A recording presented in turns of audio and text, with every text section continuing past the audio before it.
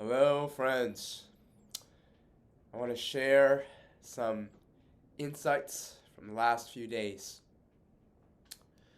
So, one is on turning towards or facing the feelings that often is underneath the thoughts that, for me, keeps me feeling constricted or stuck.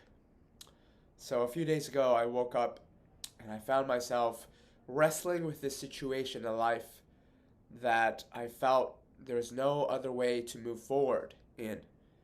And I wanted things to change, but um, felt like the situation was as it was. And I noticed myself going into these victim stories, into, oh, woe is me, I don't like this situation.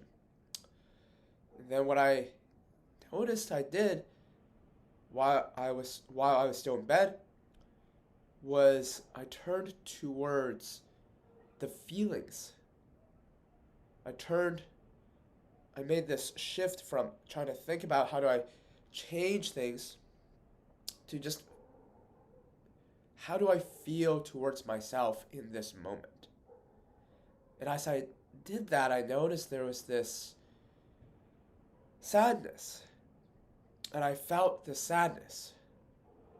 And as I did, it felt like there was this energetic release from which there was a peace and an acceptance and a compassion, a love towards myself, towards who I am, towards the little child in me.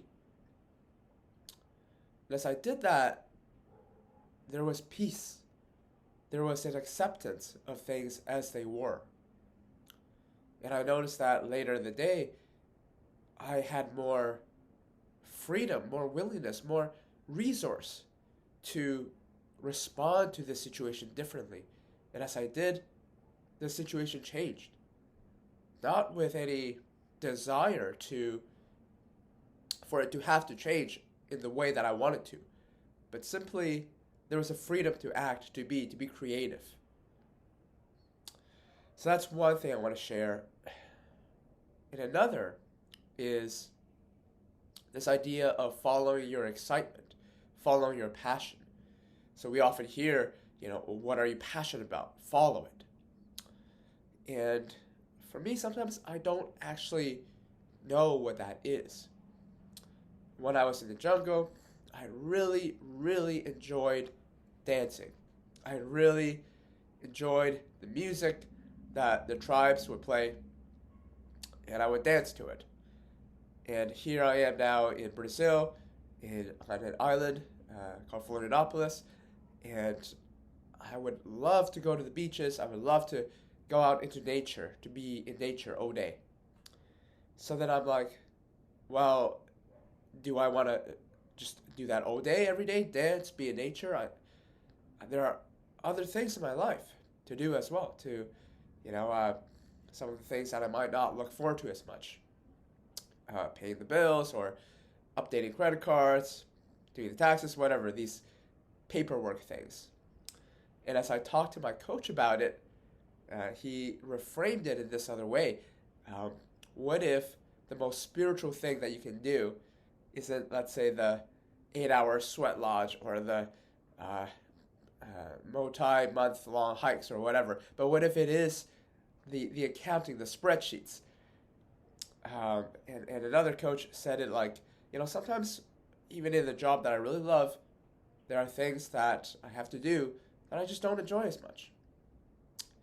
And I saw it in this instant of, oh, what if paying the taxes, doing the spreadsheet, that is the spiritual cleansing that I am so passionate about, but in this physical world.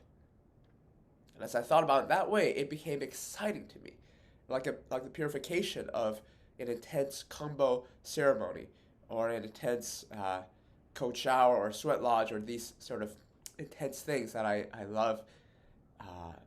And so I made time for that in my day. And as I did that, I found that I could enjoy the accounting, the spreadsheets, the drudgery, as much as I did, an intense like purging during ayahuasca ceremony, things like that.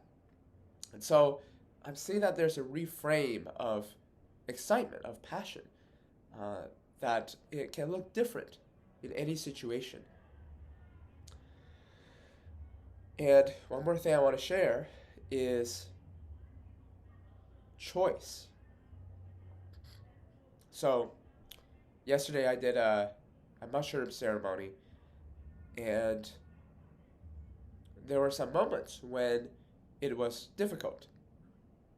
And I noticed myself going to my old fears, my old traumas, my old thoughts and stories of, I don't belong. I'm the worst. People don't like me. And these thoughts, they were just so like this. They were so right there, as if they were the truth. And in that moment, I just, I noticed I was about to like spit out into this like panic. I'm like, oh my God, I'm not gonna be safe. What's gonna happen? But then I remembered the instructions to just take a breath. So I took a deep breath in.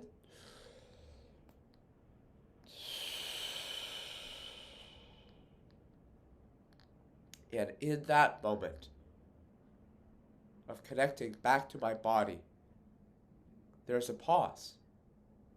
And in that pause, there is the space to choose which reality I wanted to create.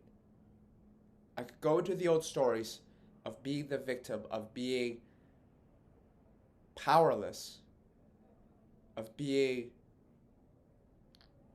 at the whims of my circumstance, of being this person, or I could choose a different story. And as I did that, I realized that, first of all, these voices, I don't know if they're true or not. I don't know. And in that space of I don't know, there opened new possibility of choosing how I could be, how I could act. Instead of going along with the story, oh, I don't speak Portuguese, people don't, I'm a burden to this group. There was this creativity of like, oh, how can I, even though I'm the only non-Portuguese speaker here, how can I add to this situation? How can I make it alive? How can I be present? And when that happened, there was new possibility, there's new joy, and I felt a beautiful flowing in creation. So here are a few of the things I wanted to share with you from my last few days, and I hope that it can resonate with you, that it could inspire you, and that you can see, too, for yourself, that at any moment, we can always pause, we can feel, we can choose, and we can create new possibilities. So much love from Brazil, só alegria, much joy and love. And I want to explain this term, só alegria, which means only joy in Portuguese. And, there can be this, what does it actually mean? Does it mean that we should not have any negative feelings ever? Well, I realized that the way to that joyful state is by embracing everything that's here. And as I do that, as I feel, as I allow things to be as they are, there is a peace. And from that peace, there is an eternal joy. That, I find, is a path to joy through acceptance. Much love. Take care and be well.